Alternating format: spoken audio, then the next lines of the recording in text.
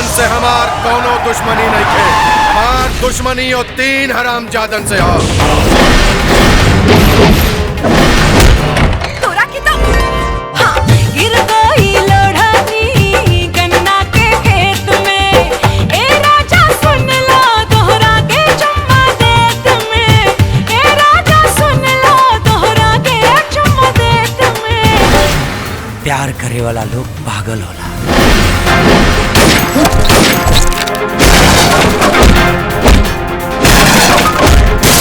बाहो फेली आइल बुद्धि, बाहो फेली आइल, बाहो फेली आइल बुद्धि। कहिया लभ करबुए पूरा दूधी। बाहो फेली आइल बुद्धि। अगर हमके 5 करोड़ के नुकसान भई तो हम 110 रुपया और ही खर्चा करब गोली मारे में।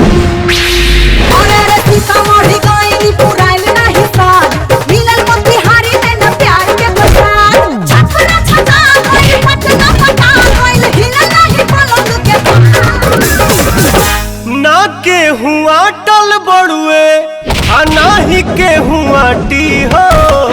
जिला हउए आरा यही जा मरद होले खाटी हो। जिला हउए आरा यही जा। वर्दी पहनला 2 दिन ना भइल और चोरी चमारी। साला कौनो पुलिस वालन के इतना ताकत नहीं खे कि ऊपर मुजरिम पे हाथ डाल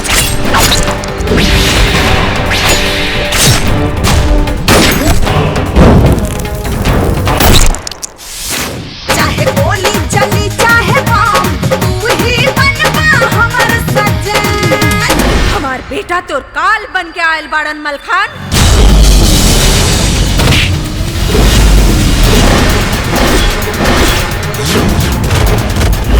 तो समय बताए कि के कर अंत करता।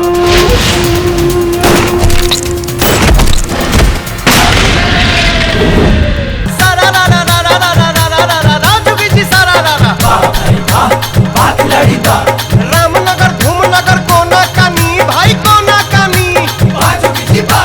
रामनगर धूमनगर कोना कानी गोरी के आगे पीछे सोना चानी भाई। हई रे हई रे हई।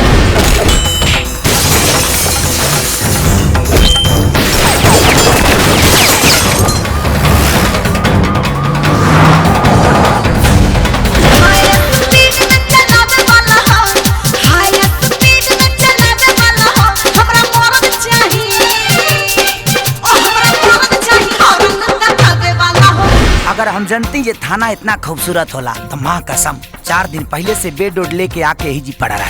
9 गो मेहरारून के साथे सोच जेबा तका 1 महीना में बाप बन जेबा।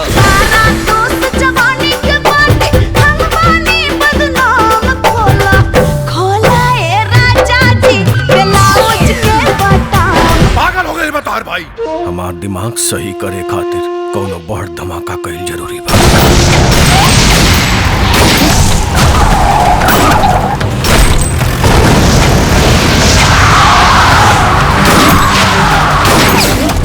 आज हमने तीनों प्रतिज्ञा करी जा, धरती फटे चाहे आसमान, अब तू ना बचे मलखान।